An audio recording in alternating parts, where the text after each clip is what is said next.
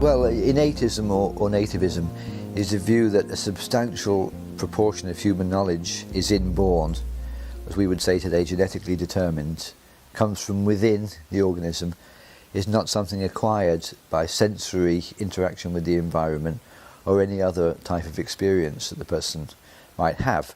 So the idea would be that certain kinds of knowledge, for example, knowledge of geometry is the classic example.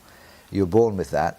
It's not, you don't consciously think about it in the womb or as a child or anything, but it's implicitly in you, and all the environment does in the form of experience is elicit what's already inside you.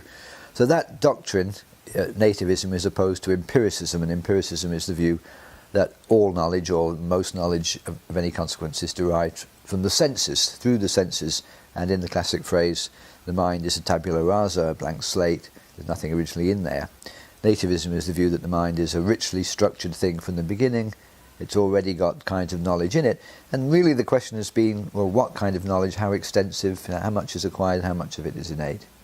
The usual opposition is between nativism and empiricism, but usually it's a matter of how much is innate and how much is acquired. Not so much, you can't, even the empiricists can't say nothing is innate, because you have to have the ability to acquire knowledge at all, sometimes called general learning strategies. That's innate, even for an empiricist. If the mind's a blank slate, then being a blank slate is innate. So it's just a question of how much is innate and what. That's really what the debate has been about. Plato has this, he had a theory and he had an example. The example that he gave was Socrates eliciting from a slave boy an understanding of Pythagoras' theorem. And Socrates maintained that the slave boy already knew Pythagoras' theorem innately, and so he didn't need to be told or instructed in that theorem. He already knew it. And by a process of interrogation, Socrates elicited from the slave boy an understanding of Pythagoras' theorem. So Plato concluded from that famous example, it's in the Meno, that the knowledge of geometry, at least, was inborn.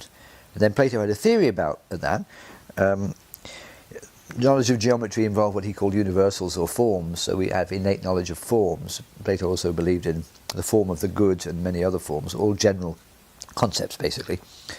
And his theory was, how did this knowledge of general concepts or properties get into the mind? Because we had a prenatal existence during which we were in much more direct acquaintance with the world of forms. And then when our soul was in that form, and so our soul then contained knowledge of the forms from this prenatal existence. When we became embodied into the empirical world, we lost our memory of all of this that we knew before. And then learning, so-called learning, is really just recovering the memories that you had from your pre-existent life. So it's called anamnesis. So it was the reversal of amnesia. That was his theory of how knowledge of this kind was developed. Now Plato, of course, didn't believe that knowledge of history or geography in that way. It was knowledge of more abstract general propositions. So Plato thought that there must have been a pre-existing state of the soul in which the soul somehow directly perceived these things and knew with perfect clarity the nature of these geometrical or moral or whatever entities. Not just those, it could be colours as well, because colours and shapes are also universals. So, and then there was this strange process whereby people forgot. It was erased, not erased completely, but like you just forgot. And then you spent your life recovering those memories. And that's what Plato's view about what so-called learning is. Apart from things like knowledge of history and geography, where obviously you need to use the senses to find out things like that.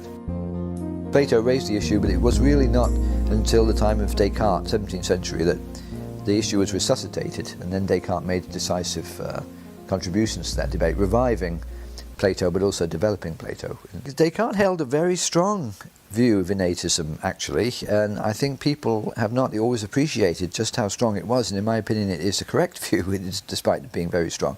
So Descartes thought that virtually all ideas are innate. A great deal of knowledge of propositions is innate, particularly the propositions of metaphysics and mathematics he thought were innate. He didn't talk much about morality, but he probably would have think that too, anything which philosophers would call a priori. But he also thought that what are called ideas of sensible qualities, like the idea of red, or the idea of a circle, or the idea of a triangle, or the idea of warmth, and so on. He thought those were innate too. We do not acquire those through the senses. So in his opinion, when we all have the idea of what a red thing is, that's something we're born knowing what a red thing is. We don't acquire that by perceiving red things. Whereas the empiricists, particularly in the form of Locke thought, especially for ideas of sensible qualities, that we clearly get those, he thought, from perception. We had no idea of red when we're born of any kind. Then we see a red object, and then he thought we abstract the idea of red. From that, we abstract the quality and generalize it, and that's how we get the idea of red. But Descartes' view was that we're born knowing what red is. It's an innate idea. Not that a person's consciously having that images of red when they're in the womb or all the time. Part of Descartes' position was that these ideas are unconscious, and they're made conscious by various processes like directing attention, or sensory stimulation will make them conscious, but they exist unconsciously in the mind from the very beginning. So if we put it into modern terms, and in its strongest form, according to Descartes, the idea of redness is encoded in the DNA. Already it's implicit in the DNA we have, and at the earliest stage of conception there's an organism which in its brain it has the idea of red. And when a person comes to see a red thing, what happens is that an external stimulus elicits an internal innate impression. So the organs of the body are innate, they're genetically determined. Nobody thinks you get to have the anatomy that you have by interacting with the environment. But the environment plays a role. Of course, you need nutrients for the body to develop at all. Food has to come in, so the environment plays a role. But the environment doesn't form the organism as an anatomical unit at all. It just elicits that form. So it's in the DNA, and with maturation and nutrition from outside, that program unfolds, and there the body of an animal then develops. You don't learn to have the body that you have.